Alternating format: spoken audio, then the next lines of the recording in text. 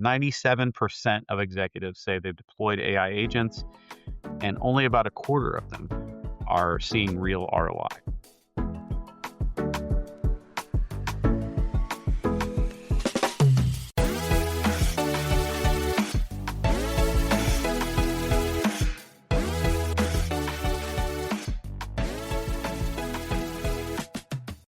Welcome to the /podcast. I'm your host, James Carman, and this is the hotfix. So we're going to try out a new format today. Something a little quicker, maybe about 20 minutes or so. Just kind of go over some of the, kind of current events of the day over the past week or so, and just review what's going on in the world. Probably mostly around AI, but technology in general. This past week, we've got kind of a quiet week, not a ton of things going on. No new frontier models are dropping, no mega launches or anything like that. But there are a few stories that jumped out at me that I thought were kind of interesting. The first one, we'll read them off quickly and then we'll go into each one. Number one, EY and Microsoft are putting $1 billion into embedding humans inside their AI customers, giving their customers some assistance. 4 security reports landed in the same week, all saying the same thing about agentic AI. Anthropic has quietly edged past OpenAI on enterprise revenue. There's a fresh post-KubeCon analysis drop showing how much AI now runs on Kubernetes. 800 GitHub repos walked out the door through a VS Code extension. All right, and let's start with the one that I keep thinking about. The $1 billion concession.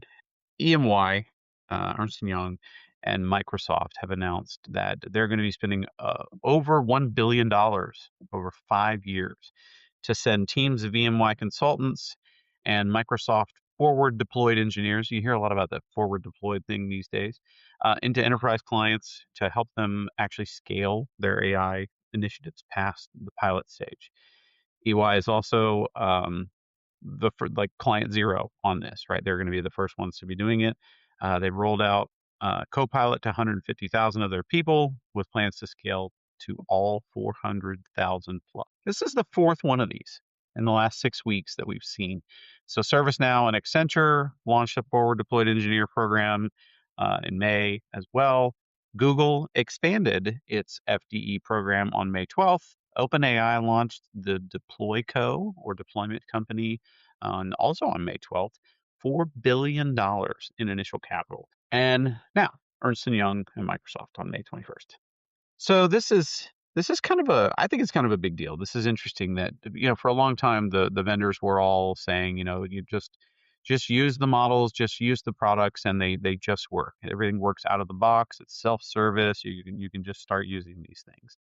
But everybody, it seems like they're starting to now concede that that's not the case. Right, you're going to need some human beings in the room. You're going to need some folks to help with this to get you off the ground. And I think this is partially in response to a lot of the grumblings from the market about not being able to see ROI from our AI initiatives. 97% of executives say they've deployed AI agents, and only about a quarter of them are seeing real ROI. That's a big gap, and I think this is them trying to close that gap. None of this is really shocking. Anyone who's around during the cloud era, AWS, it wasn't like they released AWS and, everybody just jumped on and was productive from the get-go. They didn't carry enterprises across the line either, just out of the gate. Every hyperscaler eventually put together their own professional services arm. AI, these AI companies are just doing it on a compressed timeline, probably because they learned the lesson from their hyperscaler friends. They're doing it, instead of taking a decade to figure this out, they're doing it in about 18 months. Story number 2.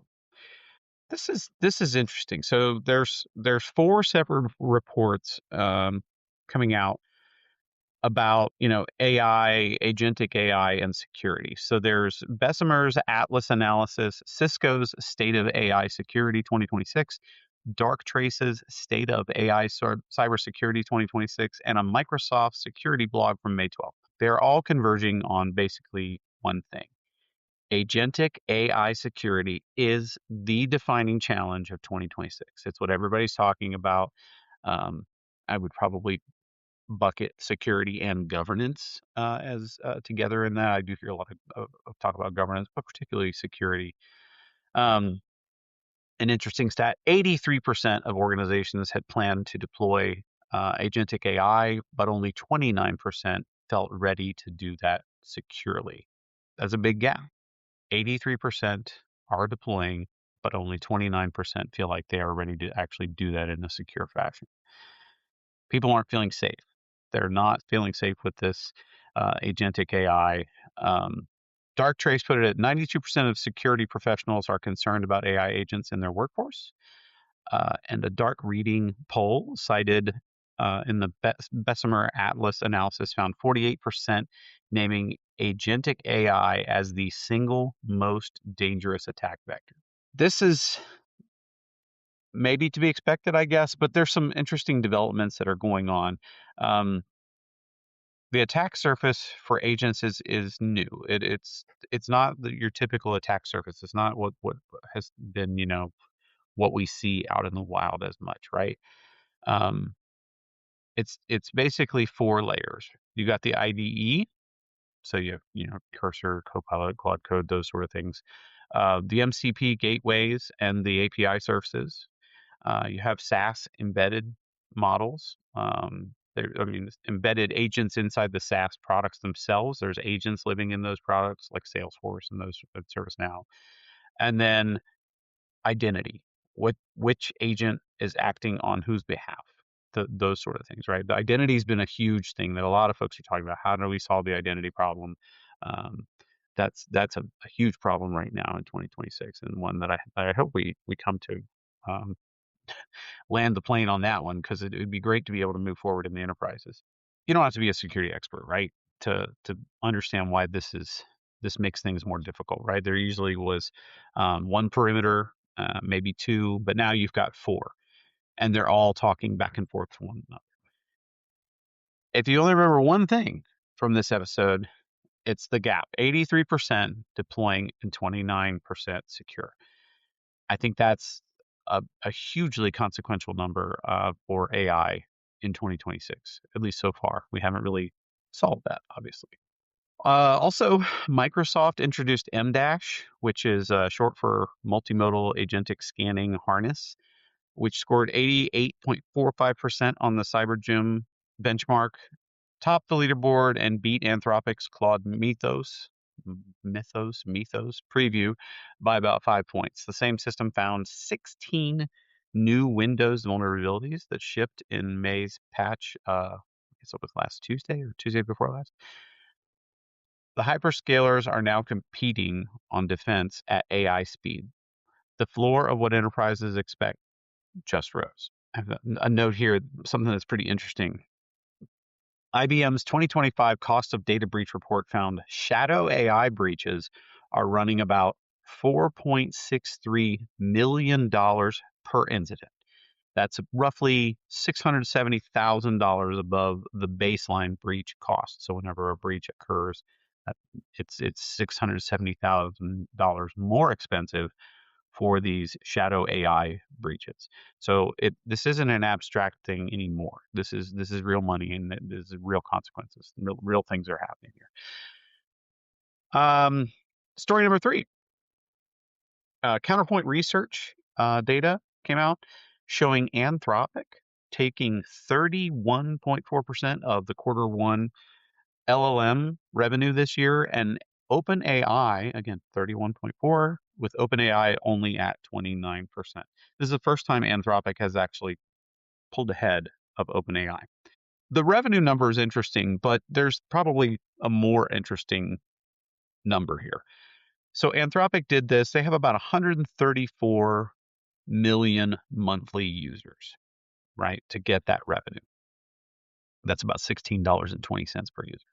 OpenAI, 900 million monthly users, much, much larger. That's only about $2.20 per user. Microsoft sits at about $5. Google is roughly $1.10 per user. So Anthropic's sitting at 7x over OpenAI. This is, again, the LLM API revenue. This isn't overall revenue. OpenAI's got a little bit more revenue. It's not just the LLM stuff. So what this looks like, the reason for this, if these numbers, OpenAI is absolutely winning on the consumer side, but Anthropic is winning the enterprise market. The businesses are buying from Anthropic. They're not buying from OpenAI as much. Those are two different businesses right now. I think the gold rush of 2026 when it comes to these LLM companies is tokens spent on coding, and Anthropic is just they're slaying the competition right now. That's quite a development in the LLM world that Anthropic is overtaking, and they're basically they're owning the enterprise space, which I see a lot of our clients absolutely gravitating towards Anthropic, towards Claude Code in particular. Most of them started off with GitHub Copilots to do their coding just because, it was already there. Microsoft was already there, so they did a great job of selling into a lot of these enterprise clients early on. You already have a presence within these large companies, so they did a great job of selling GitHub Copilot to these folks. However, most of the clients that we talk to, we're hearing them say, we're looking at Claude Code. We're ramping up on Claude Code. We're rolling out Claude Code. People are seeing it is night and day different to me based on my experience of what when I work with both of the tools.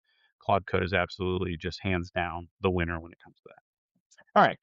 So story number 4, KubeCon Europe happened back in March in Amsterdam with about 13,500 of your closest friends. This was the biggest KubeCon ever in Europe. But the postmortem analysis from that event has been landing through the past couple of months. Port, Pulumi, and the CNCF, they've all published recaps in the last few weeks. And there's a pretty consistent picture that they're all painting, right? 2/3 of generative AI workloads now run on Kubernetes. 2/3. Let me make sure I get this right. 2/3 of generative AI workloads are now running on Kubernetes. This comes out of the CNCF's annual Cloud Native Survey, and all of the post-KubeCon analyses that are coming out, they keep landing on it. This is interesting because 3 years ago, folks were talking about whether Kubernetes was going to survive the AI wave, whether it was even going to be around. The answer's in. AI workloads are now going to survive if platform engineering owns them. Self-service runtimes, RBAC, quotas, observability, all of that boring platform stuff is what's keeping Shadow AI from taking off. Platform engineering led KubeCon EU with 38 sessions ahead of the AI and ML at only 27 and security at 24th. 3 years ago, you wouldn't have predicted that ordering at all. Gartner projects that 80% of large enterprises are going to have a dedicated platform team by the end of 2026. So if you've been on the fence about whether, platform engineering is kind of a fad or not, it's not. It just absorbed AI as a first-class concern. Will Kubernetes survive? Debate is over. The new debate is whose platform team owns the agent runtime. And story number 5, this was this was an interesting one. So your IDE is now part of the supply chain, your software delivery supply chain. GitHub disclosed on May 20th that approximately 3,800 of their internal repositories were exfiltrated after an employee installed a malicious VS Code extension, a Trojanized version of NX Console that was live on the VS Code marketplace for only 18 minutes before it was taken down. A group calling itself Team PCP claimed credit and is asking $50,000 for the data. Not a lot of money. They're not being greedy, at least. No customer data was exfiltrated, but still, 3,800 repos out the door. And these are the private internal, how they run GitHub, what some of their products are, those sort of things. So it's more than one breach, though. In the last 30 days, we've had Vercel had an OAuth breach. There was a Trojanized version of the Bitwarden CLI, which is an open source password manager type thing. We've had compromised SAP NPM packages, and now this GitHub issue. This is a pattern. Attackers are now figuring out that the developer trust chain, package managers, OAuth tokens, IDE extensions, right, all of that stuff is a softer target than the production perimeter that they typically are trying to attack. And it's going to give them access to everything downstream. So we have to be very careful and very vigilant about what we're installing on our IDEs, our development environments, on our machines. And if you think about it, every AI coding assistant that you use, Copilot, Cursor, Claude Code, they're living in the exact same extension layer that just got weaponized, right? They're in your IDEs. So we have to be extremely careful here. If your security model stops at the network boundary right now, you're about a year behind. I'm not trying to scare anyone, but what this means is, you're going to start hearing the question, what's installed on your developers' IDEs at the board level, right? Like this is becoming a liability. This is becoming a real issue. And most companies don't have a great answer. They don't have a lot of visibility, which in some respects I would say is a good thing because people need to be able to use the tools that make them effective. But with these sort of the IDE itself now becoming a very integral part of the supply chain of delivering software products to customers, this is just going to get pretty crazy in the near future. So that's the week. 5 stories. They're all kind of the same story from different angles. AI moved from pilot to production. That's the story.